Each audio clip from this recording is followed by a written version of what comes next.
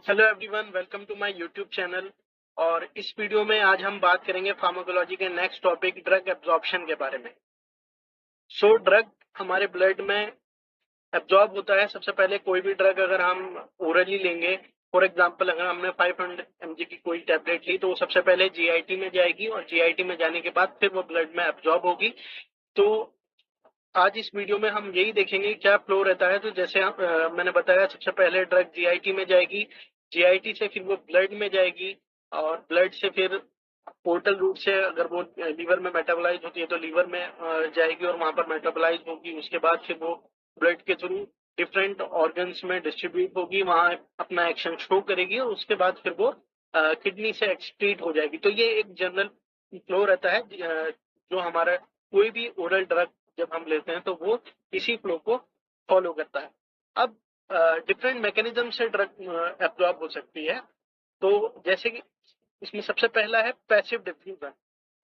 Passive diffusion drug का low concentration में high concentration से मूव करना, उसको हम पैसिव डिफ्यूजन बोलते हैं। तो बेसिकली इसमें क्या होता है, इसमें हाई कंसंट्रेशन से लो कंसंट्रेशन में ड्रग इजीली मूव कर जाती है और इसमें मोस्टली जो लिपिड सॉल्युबल ड्रग होते हैं वो इजीली प्लाज्मा मेम्ब्रेन को क्रॉस कर जाते हैं, क्योंकि प्लाज्मा मेम्ब्रेन भी हमारी लिपिड नेचर की होती है, वो भी लिपिड बाई लेयर होती है।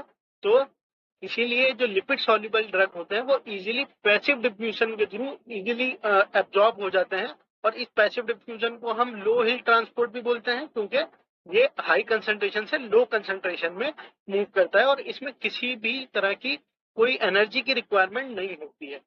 तो एक मैकेनिज्म हमारा होता है पैसिव डिफ्यूजन, दूसरा होता है फैसिलिटेटेड डिफ्यूजन। अब फैसिलिटेटेड डिफ्यूजन क्या होता है, ये नाम से ही पता लग रहा है कि इसमें कुछ जो प्लाज्मा मेम्ब्रेन है उसमें कुछ चैनल्स होते हैं, कुछ पोर्स होते हैं जो इजीली फैसिलिटेट करते हैं ड्रग इजीली इजी मूवमेंट में किसी भी ड्रग के। अगर इसमें हम देखें, इसमें बेसिकली पुअर जो हमारे पोलर ड्रग्स होते हैं उनका एब्जॉर्प्शन फैसिलिटेटेड डिफ्यूजन से होता है, या फिर अगर हम वाटर के एब्जॉर्प्शन की बात करें तो वाटर का मूवमेंट भी कुछ पोर्स के थ्रू होता है जिसको हम एक्वापोरिक्स बोलते हैं। तो वो बेसिकली फैसिलिटेटेड डिफ्यूजन ही होता है। उन पोर्स के थ्रू वाटर इजीली जो है मूव कर जाएगा और इसमें भी किसी भी तरह की एनर्जी की रिक्वायरमेंट नहीं होती है। ये होता है फैसिलिटेटेड डिफ्यूजन। अगला जो हमारा मेथड होता है, अगला जो मैकेनिज्म होता है वो होता है एक्टिव ट्रांसपोर्ट।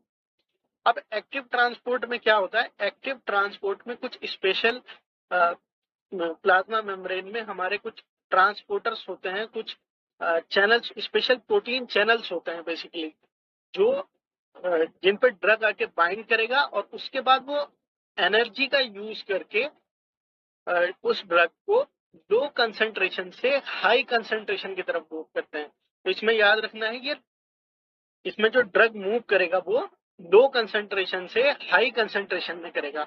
अब लो कंसंट्रेशन से हाई कंसंट्रेशन में ड्रग को मूव कराने के लिए हमें एनर्जी की रिक्वायरमेंट होती है। तो ये चैनल्स बेसिकली एटीपी का यूज करते हैं और अपना ट्रांसपोर्ट को अपना ट्रांसपोर्ट कराते हैं किसी भी ड्रग का। इसका एक एग्जांपल अगर हम देखें तो एबीसी ट्रांसपोर्टर, ये बेसिकली प्लाज्मा मेम्ब्रेन में ये स्पेशल ट्रांसपोर्टर्स होते हैं जो ड्रग का मूवमेंट कराते हैं। और इस केस में जैसा मैंने बताया एनर्जी की भी रिक्वायरमेंट होती है और दूसरा इसमें याद रखना ये सेलेक्टिव नेचर का होता है। ऐसा नहीं है कि सारे ड्रग हम एक्टिव ट्रांसपोर्ट से मूव करा देंगे, इसमें कुछ सेलेक्टिव ड्रग्स होते हैं, बिकॉज जो ये चैनल्स होते हैं इनका जो शेप होता है वो जो इन चैनल पे अच्छे से बाइंड कर जाता है, जो जो ड्रग इनके साइज का होगा और जो इजीली सेलेक्टिवली इन चैनल्स पे बाइंड करेगा वो ही ड्रग को ये मूव करा पाते हैं। ऐसा नहीं लार्जर मॉलिक्यूल्स है कोई भी या कोई भी इनके चैनल पे बाइंड करेगा और उसके बाद ये एटीपी का यूज करके मूव करा देंगे, ऐसा एक्टिव ट्रांसपोर्ट में नहीं होता है। एक्टिव ट्रांसपोर्ट बहुत ही सेलेक्टिव ट्रांसपोर्ट होता है, इसमें सेलेक्टेड ड्रग्स को ही मूव किया जाता है और इसमें एनर्जी की रिक्वायरमेंट होती है। ठीक है, अब हम कुछ देखते हैं क्या क्या फैक्टर्स हैं जो हमारे ड्रग एब्जॉर्प्शन को अफेक्ट कर सकते हैं। ठीक है, तो अब हम बात करते हैं फैक्टर्स।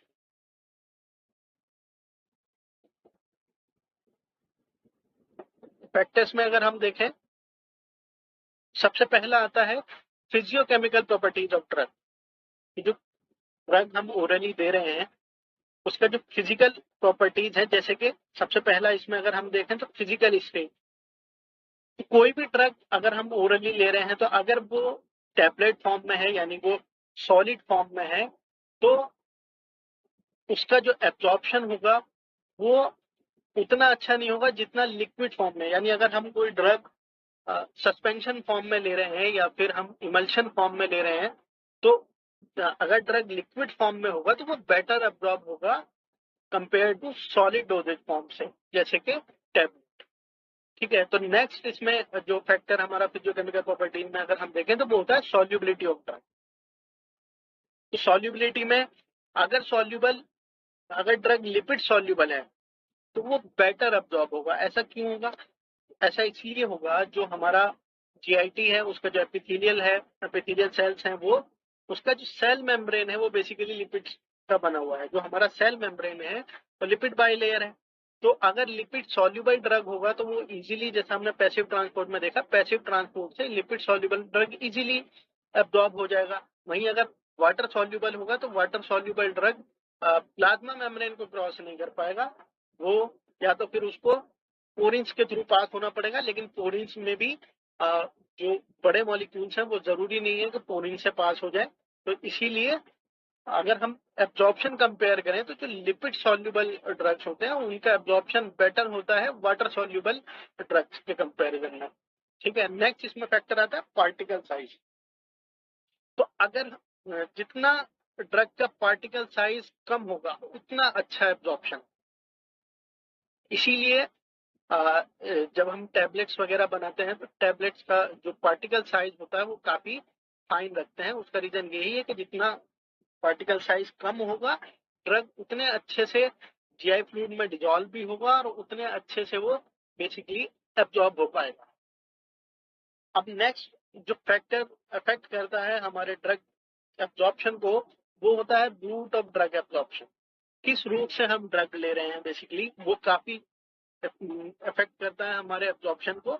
जैसे अगर हम पेरेंटल रूट की बात करें तो पेरेंटल रूट बेसिकली अगर हम किसी ड्रग को आईवी दे रहे हैं तो वो डायरेक्टली ब्लड में पहुंच रहा है तो वो वैसे ही जो हमारा एब्जॉर्प्शन का एक प्रोसेस है उसको बाईपास कर रहा है। तो इसी वजह से जो पेरेंटल ड्रग्स होते हैं उनकी जो बायो अवेलेबिलिटी होती है वो भी 100% होती है। तो इसमें आपको ये याद रखना है कि पेरेंटल रूट्स का एब्जॉर्प्शन सबसे ज्यादा होगा क्योंकि वो डायरेक्टली ब्लड में पहुंच रहे हैं। उसके बाद फिर हम ओरल रूट होता है, उसके बाद फिर रेक्टल रूट होता है, फिर ट्रांसडर्मल। तो ये ऑर्डर आपको याद रखना है, parental, oral, rectal and transdermal. तो इसीलिए अगर हम इसका एग्जांपल देखें जेंटामाइसिन, तो जेंटामाइसिन पोलर और आयोनिक नेचर का होता है। तो पोलर और आयोनिक नेचर होने की वजह से क्योंकि ड्रग आयोनाइज्ड है तो आयोनाइज्ड फॉर्म इजीली एब्जॉर्ब नहीं होती है। एब्जॉर्ब होने के लिए ड्रग का अनआयोनाइज्ड फॉर्म में होना बहुत जरूरी है। तो जेंटामाइसिन है ये पोलर भी है यानी लिपिड सॉल्युबल नहीं होगा। अगर पोलर होगा तो राइट साइड बात है वो लिपिड सॉल्युबल नहीं होगा और आयनिक नेचर की वजह से वो अच्छे से डिजॉल्व अच्छे से एब्जॉर्ब नहीं हो पाएगा क्योंकि एब्जॉर्प्शन के लिए अनआयोनाइज्ड फॉर्म होना जरूरी है। इसीलिए वो जेंटामाइसिन है वो पुअरली एब्जॉर्ब होता है हमारे जीआईटी से। यही रीजन है कि फिर उसको हमें क्या करना पड़ेगा, उसको पेरेंट्रल रूट से देना पड़ेगा जिससे जो ये एब्जॉर्प्शन का जो प्रोसेस है वो बाईपास हो जाए। नेक्स्ट फैक्टर जो ड्रग एब्जॉर्प्शन को अफेक्ट करता है वो होता है pH and degree of ionization of the drug. कोई भी ड्रग आयनाइज फॉर्म में है या अनआयनाइज फॉर्म में है इस पर बहुत ज्यादा डिपेंड करता है कि वो ड्रग कैसा एब्जॉर्प्शन शो करेगा। सो अगर हम इन जनरल बात करें तो 95% ड्रग्स या तो वीक एसिड होंगे या फिर वीक बेस होंगे। उसका रीजन ये है, अगर ड्रग 100% आयनाइज होगा या 100% आयनाइज होगा या फिर स्ट्रॉन्ग एसिडिक होगा या स्ट्रॉन्ग बेस होगा तो बेसिकली वो आयोनाइज फॉर्म में रहेगा। और आयोनाइज फॉर्म जैसा मैंने बताया, आयोनाइज फॉर्म में ड्रग इजीली एब्जॉर्ब नहीं होता है, उसको अनआयोनाइज फॉर्म में रहना चाहिए। इसीलिए जो ड्रग होते हैं या तो वो वीक एसिड होगा या वीक बेस होगा। अब अगर वीक एसिड होगा तो जब वो हमारे स्टोमक में जाएगा, तो वीक एसिड जब स्टोमक में जाएगा तो उसको वहां पर स्ट्रॉन्ग पीएच मिलेगा, यानी बहुत ही ज्यादा एसिडिक एनवायरनमेंट मिलेगा। और अगर उसको बहुत ज्यादा एसिडिक एनवायरनमेंट मिलेगा तो वो अनआयोनाइज फॉर्म में ज्यादा रहेगा। तो ये बात याद रखनी है, अगर acidic drug acidic highly acidic medium में जाएगा तो वो अनआयोनाइज फॉर्म में रहेगा, और अनआयोनाइज फॉर्म में रहेगा तो वो इजीली एब्जॉर्ब हो जाएगा। ऐसे ही अगर कोई बेसिक ड्रग है, तो बेसिक ड्रग क्या होगा, अगर वो बेसिक एनवायरनमेंट में जाएगा तो वो अनआयोनाइज रहेगा। तो ये चीजें याद रखनी है कि अगर acidic drug highly acidic environment में जाएगा तो वो उसका ज्यादा पोर्शन जो रहेगा वो अनआयोनाइज फॉर्म में रहेगा। ऐसे ही बेसिक ड्रग अगर हाईली बेसिक मीडियम में जाएगा तो वो अनआयोनाइज रहेगा। इसीलिए जो एसिडिक ड्रग होते हैं वो हमारे स्टोमक में ज्यादा एब्जॉर्ब होते हैं। उसका रीजन यही है, स्टोमक का जो पीएच है वो 1.2 के आसपास होता है, हाईली एसिडिक एनवायरनमेंट होता है, तो इस वजह से वहां पर वो अनआयोनाइज फॉर्म में रहेगा, और अनआयोनाइज फॉर्म में रहेगा तो इजीली एब्जॉर्ब हो जाएगा स्टोमक से। ऐसे ही अगर कोई वीकली बेसिक ड्रग होगा, जैसा मैंने बताया, या तो वीक एसिड होगा या वीक बेस होगा। तो वीक बेस होगा तो जब वो इंटेस्टाइन के एनवायरनमेंट में पहुंचेगा, जो कि हाईली बेसिक होता है, क्योंकि जो इंटेस्टाइन के जो सिक्रीशंस होते हैं वो बेसिक नेचर के होते हैं, तो वहां का जो एनवायरनमेंट होता है वो बहुत ज्यादा बेसिक होता है, क्योंकि उसका पीएच 6 से अबव होता है। जो हमारा इंटेस्टाइन का जो एनवायरनमेंट होता है उसका पीएच बेसिक होता है, बेसिक नेचर का होता है। इसलिए जो वीक बेसिक ड्रग अगर हम देंगे तो वो इंटेस्टाइन में अनआयोनाइज फॉर्म में रहेगा और इजीली एब्जॉर्ब। इसीलिए जो बेसिक ड्रग्स होते हैं वो स्मॉल इंटेस्टाइन में एब्जॉर्ब होते हैं। ज्यादातर ड्रग जो होते हैं वो मोस्टली स्मॉल इंटेस्टाइन में ही एब्जॉर्ब होते हैं। उसका एक तो रीजन ये है कि जो स्मॉल इंटेस्टाइन होता है उसका सरफेस एरिया भी ज्यादा होता है कंपेयर टू अगर हम बात करें स्टोमक की। और दूसरा, स्टोमक पे जो लाइनिंग होती है वो अगर हम कंपेयर करें तो काफी थिक होती है, उस पर म्यूकस की कवरिंग होती है, तो उसकी वजह से भी जो ड्रग एब्जॉर्प्शन है वो उतना अच्छा स्टोमक में नहीं होता। बट फिर भी एसिडिक ड्रग का एब्जॉर्प्शन वो स्टोमक में काफी हद तक हो जाता है। लेकिन जो बेसिक ड्रग्स हैं वो जो बेसिक यानी वीक बेसिक, जब मैं बेसिक और एसिडिक की बात कर रहा हूँ तो वो मैं वीक एसिड और वीक बेस की बात कर रहा हूँ। जैसा मैंने बताया, ज्यादातर ड्रग जो होते हैं वो वीक एसिड फॉर्म में होंगे या वीक बेस की फॉर्म में होंगे। तो जो बेसिक ड्रग्स होंगे वो बेसिकली स्मॉल इंटेस्टाइन में एब्जॉर्ब होंगे। तो अगला जो फैक्टर है जो ड्रग एब्जॉर्प्शन को इफेक्ट करेगा वो होता है प्रेजेंस ऑफ फूड। यानी अगर आपने फूड के साथ कोई ड्रग लिया है, तो कुछ ड्रग ऐसे होते हैं जो हमारे फूड के साथ कुछ कॉम्प्लेक्स बना सकते हैं या फिर प्रेसिपिटेट हो सकते हैं, जिसकी वजह से क्या होगा, जो एब्जॉर्प्शन होगा वो स्लो हो जाएगा। इसका अगर हम एग्जांपल देखें तो रिफेम्पिसिन। तो रिफेम्पिसिन को अगर हम खाने के साथ लेते हैं तो उसका जो एब्जॉर्प्शन है वो कम हो जाता है, तो ये आपको याद रखना है। ऐसे ही पीपीआई जो प्रोटॉन पंप इनहिबिटर्स होते हैं उसको भी हम इम्पटी स्टोमक पे लेते हैं। उसका भी रीजन यही होता है कि अगर हम उसको खाने के साथ लेंगे तो उनका भी एब्जॉर्प्शन क्या होगा, डिक्रीज हो जाएगा। नेक्स्ट फैक्टर की अगर हम बात करें तो नेक्स्ट फैक्टर जो हमारे ड्रग एब्जॉर्प्शन को इफेक्ट करता है वो होता है सरफेस एरिया। सरफेस एरिया यानी जहां से ड्रग एब्जॉर्ब हो रहा है वहां का जो सरफेस एरिया है वो कैसा है। तो जितना ज्यादा सरफेस एरिया होगा, जितना लार्ज सरफेस एरिया होगा, ड्रग का एब्जॉर्प्शन उतना बेटर होगा। इसीलिए मैंने बताया स्मॉल इंटेस्टाइन में ज्यादातर ड्रग जो एब्जॉर्ब होते हैं वो इंटेस्टाइन में होते हैं। इंटेस्टाइन में इसीलिए होते हैं क्योंकि इंटेस्टाइन में जो उनको सरफेस एरिया मिलता है वो बहुत ज्यादा मिलता है, because of brush border epithelium. क्योंकि इंटेस्टाइन स्मॉल इंटेस्टाइन का जो एपिथेलियम होता है वो ब्रश बॉर्डर होता है, और ब्रश बॉर्डर एपिथेलियम होने की वजह से वहां का जो सरफेस एरिया है वो बहुत ज्यादा बढ़ जाता है, और जितना ज्यादा सरफेस एरिया होगा उतना अच्छे से ड्रग एब्जॉर्ब होगा। तो नेक्स्ट फैक्टर जो ड्रग एब्जॉर्प्शन को अफेक्ट करेगा वो है प्रेजेंस ऑफ अदर ड्रग्स। कुछ ड्रग्स अगर हम दूसरे ड्रग्स के साथ उनको ले लें तो भी ड्रग एब्जॉर्प्शन इफेक्ट हो सकता है। जैसे कि अगर हम एंटासिड्स को अगर हम टेट्रासाइक्लिन के साथ लें तो टेट्रासाइक्लिन का एब्जॉर्प्शन कम हो जाएगा। तो ये एग्जांपल्स भी याद रखने हैं। जो भी हम एग्जांपल्स देख रहे हैं, जैसे एंटासिड्स का एग्जांपल हमने देखा, तो एंटासिड्स को कभी भी हमें टेट्रासाइक्लिन के साथ नहीं देना है, नहीं तो टेट्रासाइक्लिन का एब्जॉर्प्शन डिक्रीज हो जाएगा।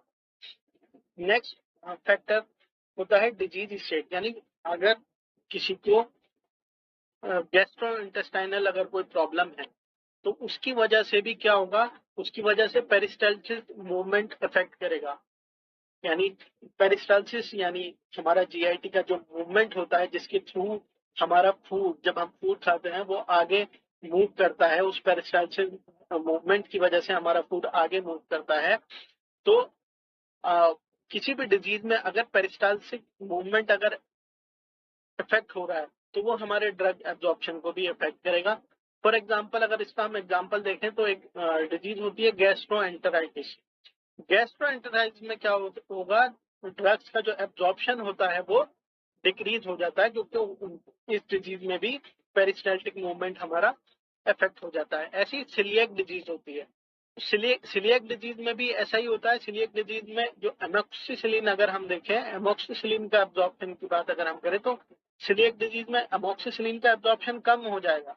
लेकिन अगर हम सेफेलेक्सिन की बात करें तो सेफेलेक्सिन का जो एब्जॉर्प्शन है वो सिलिएक डिजीज में क्या होता है, वो बढ़ जाता है। तो इस तरह से कोई भी जो हमारा जीआईटी से रिलेटेड जो डिजीज होती है वो अफेक्ट करती है हमारे एब्जॉर्प्शन को। लास्ट फैक्टर की अगर हम बात करें, एक्सक्लूजन में क्या होता है, एक्सक्लूजन में जो हमारी एपिथेलियल सेल की जो लाइनिंग है, उन एपिथेलियल सेल्स में कुछ स्पेशल प्रोटीन होते हैं जिनको हम पी ग्लाइकोप्रोटीन बोलते हैं।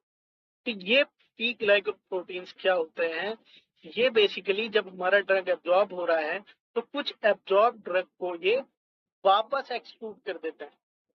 यानी अगर हम यहाँ देखें इसको, तो यहाँ जो हमारा ड्रग एब्जॉर्ब हुआ है, यहाँ से यहाँ हमारा ड्रग एब्जॉर्ब हुआ है, तो ये जो ग्लाइकोप्रोटीन है ये कुछ एब्जॉर्ब ड्रग को वापस से फिर यहाँ ह्यूमन में वापस ट्रांसफर कर देता है, यानी एक्सक्लूड कर देता है। तो इस तरह से ये कुछ फैक्टर्स हैं जो हमारे ड्रग एब्जॉर्प्शन को इफेक्ट करते हैं और इनकी वजह से फिर हमारी बायो अवेलेबिलिटी भी ड्रग की इफेक्ट होती है। तो ये आपको याद रखने हैं, ड्रग कैसे एब्जॉर्ब होता है और क्या क्या फैक्टर्स होते हैं जो उसको इफेक्ट करते हैं हमारे ड्रग एब्जॉर्प्शन को। Thank you.